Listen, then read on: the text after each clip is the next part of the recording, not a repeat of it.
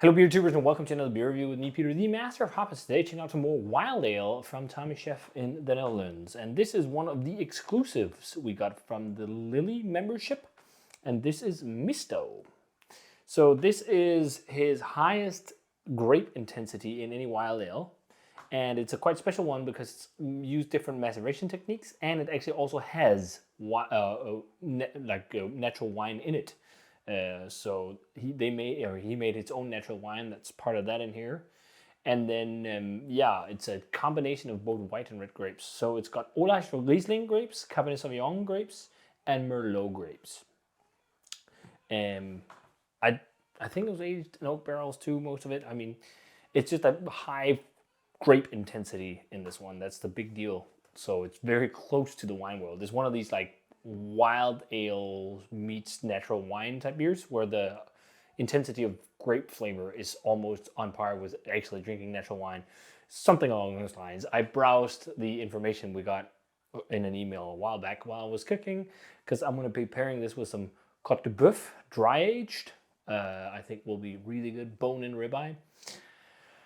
Yeah, I mean, I think red wine and steak is one of the best pairings. So we're going to try wild ale with red grapes in it instead. I think that's going to be pretty good too. And hopefully we can get to do this without the kids waking up, because one of them already woke up and we were ready to do this and then quickly eat. But that's the life of a parent with twins. Well, let's check this one out. So pours a lovely, slightly red-orange color. It looks like strawberry juice or something like that. It's a very light red, and I think that's because of the Olasz Rizling grapes in there as well. It looks like a more red-orange wine. White head on it. Let's check out the aroma on this one. I think I might have tried this at MPCC. I'm not entirely sure, but it's been in the cellar since release, which is 2 years. Because I think, 21 was when this was released. It's 9% as well, so it's quite strong. Well, let's check it out. See how it is. Smells really nice. Definitely a musty funkiness to this one. Loads of tobacco and leather and animalistic nuances, which is probably, I think he said that's from the Cabernet Sauvignon. Merlot is more red fruits, and then it's like brighter fruitiness from the Riesling. Olasz Rizling. That smells really good. There's almost like a warm spice to it. Oh yeah, I love that musty funkiness. It smells really good. Cherries. Almost like a whiff of cinnamon or something. Like apricot or something too. Like it's a plethora of different like fruits. Yeah, there's something sweet in there, almost like a marmalade-y, jammy note, almost like strawberry jam or something. It smells really good, but it's light, but there's also a lot of robustness, which I think is coming from the Merlot and the Cabernet Sauvignon. That smokiness and that like tobacco nuance and like animalistic nuance and like some heavier red berry like cherry or just like dark fruit, dark berries, dark grapes. Smells really nice, and also smells less acidic than Funk, which I was a little bit disappointed in, because when I had that, it's Cabernet Franc grapes, when I had that one at the festival at MBCC, I'm pretty sure it was less sour than in the review I did. But let's check this one out. Cheers.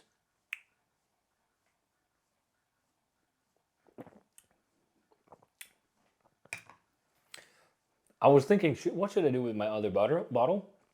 I want to sit on that, because that is lovely. Really nice, really well balanced acidity, loads of drying tannins, and I think also, I'm not sure if it's oak. There's a creaminess to it that reminds me of oak. I just forgot now if this was aged in oak barrels, but I think everything pretty much Tommie Sjef does is. There's like a creamy woodiness to it. Really, really nice. The tobacco note is it's like really robust. Loads of that tobacco. And black pepper, freshly cracked black pepper. Slight lactic sourness without being too much. Yeah, this is really, really fucking great. Much like better drinking experience than Funk. And it's also fun. I also had a bottle recently, my last bottle of Olasz, that was so dope. That was drinking so well, and stupid that I cracked that one. I should have aged it further because it tasted like it had great aging potential. Really nice funk on this one. Is that animalistic, barnyardy funk? It almost like, I mean, there's like that. If you smell dry aged meat, it's maybe not exactly the same. That's It's more like a nutty thing, but it has that animalistic feel to it. It's an interesting combination because it's really robust and light at the same time. I'm also getting like apricot, peach, or something like that, paired with like strawberry, cherry, robust like funk and tobacco, leather. Really, really damn tasty. Charry as well, almost. Nice, well balanced CO2 levels. That drying tannin is really nice. It's not like over the top. I noticed it a lot at first, but I don't think it's crazy. But it's really nice. It almost tastes like a hybrid between like orange, white, and red, or something like that, natural wine, because it encompasses. It's got more robustness and like heavy flavors that you associate with something like the Merlot and Cabernet than at least any other orange wines I've had. And also whites, and it's got that robust grape quality, but paired with lighter, vibrant nuances, which is really good, making it really drinkable.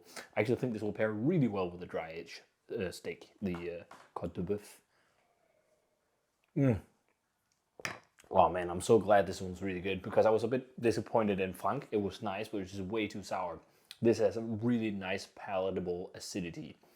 In terms of the grade on this one, I think it definitely sit for a little bit longer to develop more complexity, but still drinking amazingly. I mean, it's damn close to a world-class wild ale, I think, with grapes, especially if you love intense grape flavors, because that's what you get with this one. It's funny, on the aroma I was thinking, because the cherry nuance, cinnamon a little bit too, but it's definitely more like really intense, like freshly cracked black pepper. Cigar kind of tobacco too. And like creamy wood and charry, and like, yeah, it's really good. 94, I think. This is big thumbs up, loving this one. And I'm glad I have two. Really glad I have two. The other one's gonna sit for a while, I think. Yeah, really good. Great member bottle. I've got a couple more member bottles. I've got a Magnum and I think Jean, and then I've cracked all the, or is there more? Spoin? I think that's also a member bottle, which is a variant of Spong. But yeah, awesome stuff.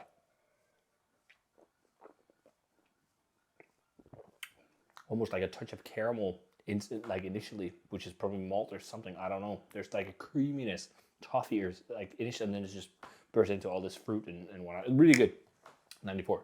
If you guys had a chance to try Misto from Tommie Sjef, let me know what you thought of it. Wonderful, wonderful wild ale. Trade for this one if you love wild ales with grapes, because it's definitely worth it. If you already had this one, guys, let me know what you thought of it. As always, comment, subscribe, check out the Facebook fan page, Twitter, and Instagram. Give the video a thumbs up, enjoy it. Ring the bell for future notifications about videos. And I'm going to say cheers in some really delicious wild ale. And see you guys in another beer review.